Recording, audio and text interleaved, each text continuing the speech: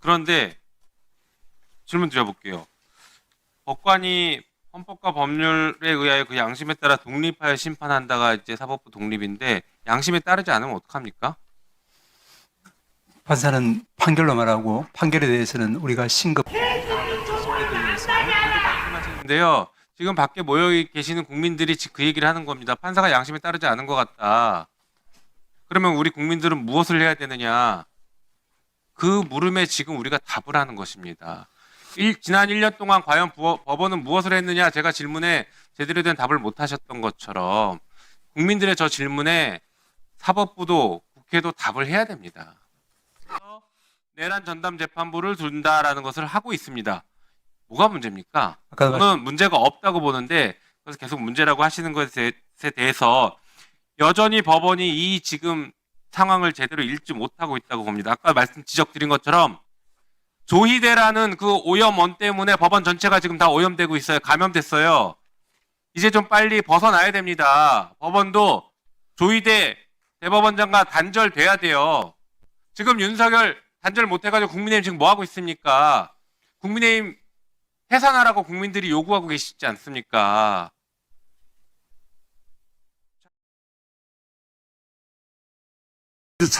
처장님께 질문 드리겠습니다. 예. 제가 왜 구속영장 심사에 국민의 참여가 필요하다고 보는지 그걸 좀 설명을 드리고자 합니다.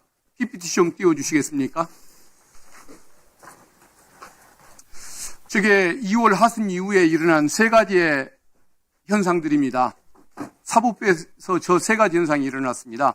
조희대 원장님을 보좌하는 별동대 10명의 재판연구관 편성이 이루어졌습니다.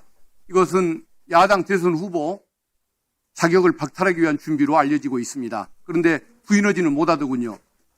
두 번째는 지기현 판사의 해괴한 윤석열 석방 논리, 이른바 시간 계산법이 연구되고 있었습니다.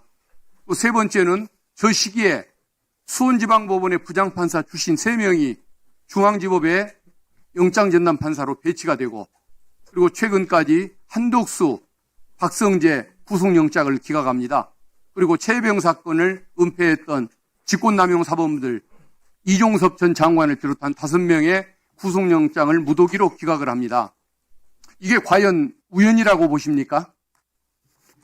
어떻습니까? 저게 우연이라고 좀 우리 처장님 보시는 겁니까? 예, 위원님 잘 아시겠지만 중앙에서 이제 영장 법관 지명하는 것은 이제 사무분담위원회라고 하는 민주적인 법관들 이제 그런 위원회를 통해서 이루어지지 않습니까? 그러면 최종적으로는 법원장이 승인하긴 하지만. 뭔 소리야? 발같지도 않은 소리라고 그래, 씨. 하지만 영장 혹은 구속영장이나 압수영장 중에 발부한 것도 있고 기각한 것도 있고, 발부는 발부대로 또 기각은 기각대로 이렇게 때로는 비판을 받기도 하는 것도 알고 있습니다만은, 그것도 결국 이제 중요한 재판이니만큼 저희들은 존중할 수밖에 없다, 이런 입장을 드려야 될 것 같습니다. 기각돼서는 안 될 영장들이 기각됐다고 보는 겁니다.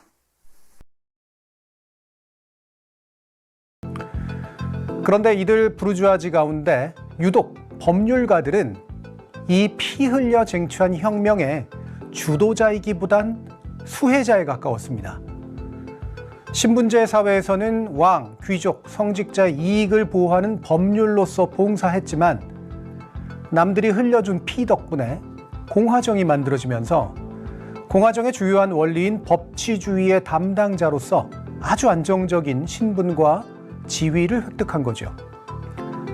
대한민국의 시민혁명이랄 수 있는 1987년의 민주화 역시 그랬습니다. 전제 군주에 가까운 군사 독재자의 신복으로 봉사하던 이 법률가들이 시민의 피로 세운 87년 헌정 덕분에 오히려 지배자의 지위로 격상된 거죠. 우리 시민은 이들에게 권력을 주면서 정말 간절히 빌고 또 빌었습니다. 군사 독재의 총칼보다는 차라리 법의 강제력이 더 합리적일 테니 부디 주어진 권력을 우리 공화정을 위해 사용해달라고 말이죠. 시민혁명 이전에 이들이 보였던 부역자로서의 행태에도 불구하고 이들에게 권한을 주고 또 믿어주었던 이유는 독재자의 총칼만 거두어 준다면 이들이 그나마 나은 제도가 될 거라고 기대해서였습니다.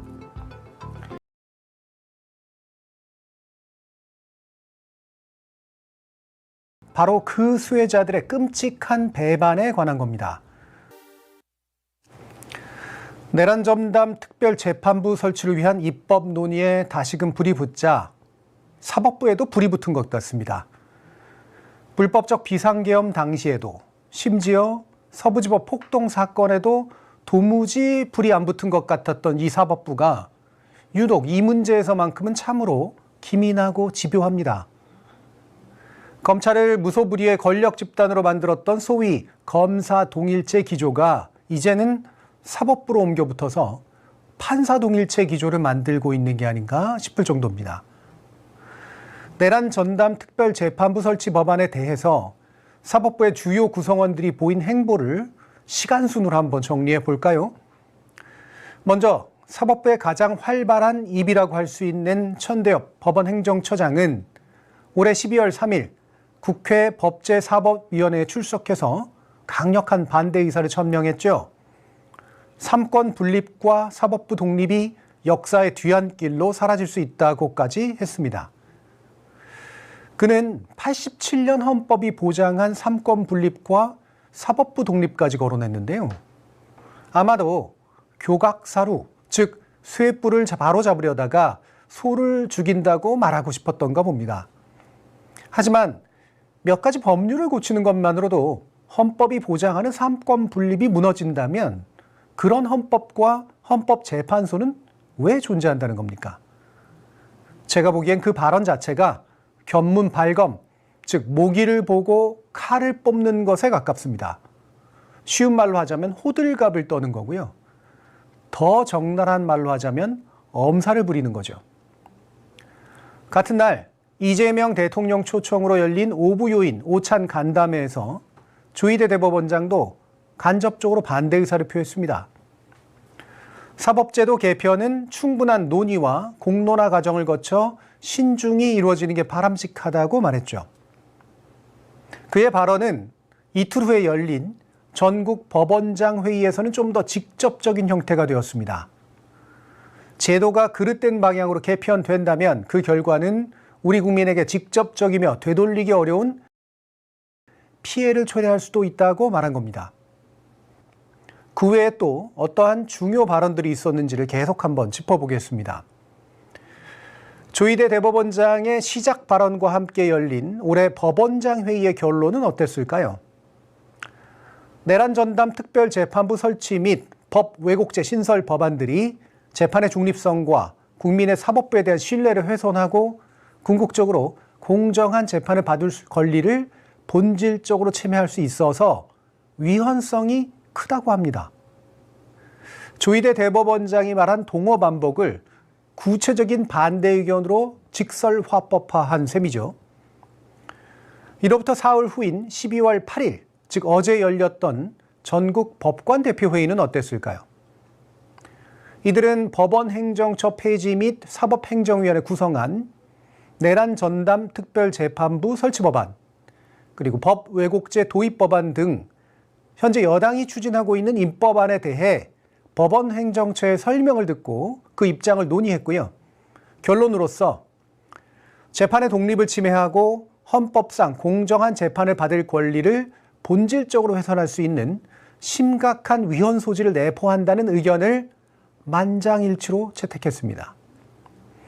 대법원장, 법원행정처장, 법원장 회의, 법관 대표 회의라는 이 거대한 사법 피라미드가 위로부터 아래에 이르기까지 실로 동일체적인 의견을 계속 표명하고 있는 겁니다. 이 판사 동일체의 집단적 저항과 그에 대한 언론의 전폭적 지원으로도 부족했는지 법원행정처는 오늘부터 사흘간 사법제도 개편 공청회를 진행하고 있습니다. 설마 판사 동일체의 확장판을 만들고 싶은 건 아닌지 의심이 되긴 하는데요. 그 이유는 이렇습니다. 지난 1년간 우리 법치주의에서 가장 큰 적이 되었던 명명백백한 문제, 즉 대통령의 비상계엄 선포 과정에서 제기된 사법질서의 극심한 혼란 문제는 왜 이들은 안 다룰까요? 또 지기현 판사가 시간 계산이라는 기이한 방법으로 윤석열을 석방한 것, 여기에 대해 검찰이 항소를 포기한 것, 구속영장 심사자에 따라 상당히 편향적인 결론이 나오고 있는 것, 또 조희대 대법원이 이례적인 속도로 파기환송해서 선거에 개입한 것 등등 도무지 이해할 수 없는 일련의 사법행위에 대해 국민적 의구심이 커져서 그런 법원을 개혁하는 마지막 남은 수단으로서 법률을 제정하라는 우리의 그 근본적인 원인에 대해서 왜 이들은 제대로 논의해서 답해 주려고 하지 않는 걸까요?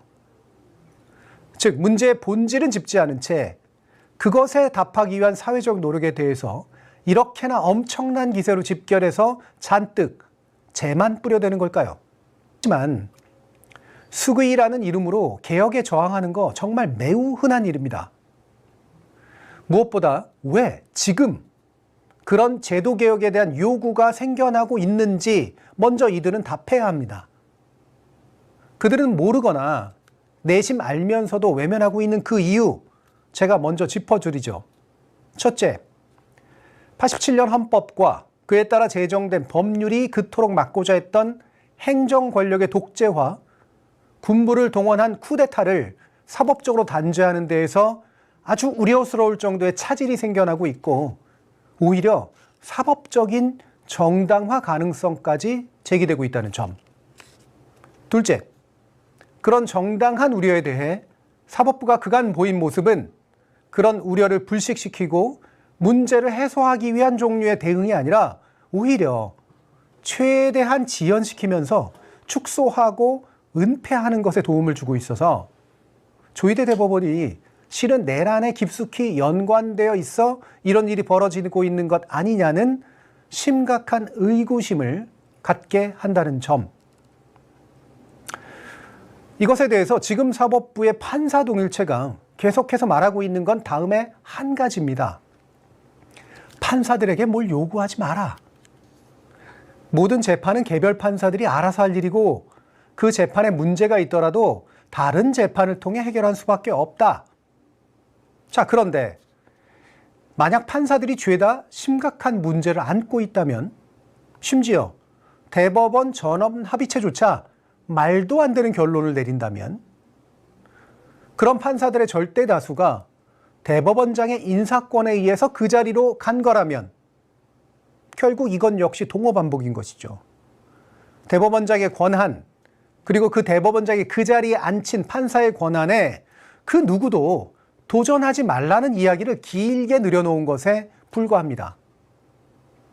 이 또 다른 동어반복, 다시 말하면 누구도 침범할 수 없는 판사 동일체의 직권이 잘못 행사된다면 그걸 사회 전체적으로 합당하다 싶은 방식을 통해 해결할 수밖에 없죠. 그래서 그 권한을 합리적으로 제한하고 투명성과 다양성을 높이자고 하는 게 지금 제안되고 있는 사법개혁법안 아닙니까? 피고인 전두환, 피고인 노태우. 국회를 해산하고 비상계엄을 전국에 확대하는 등 광주 시민들은 비상계엄 확대에 거세게 저항했고 이른바 5.18 사건으로 번졌습니다. 대통령 전두환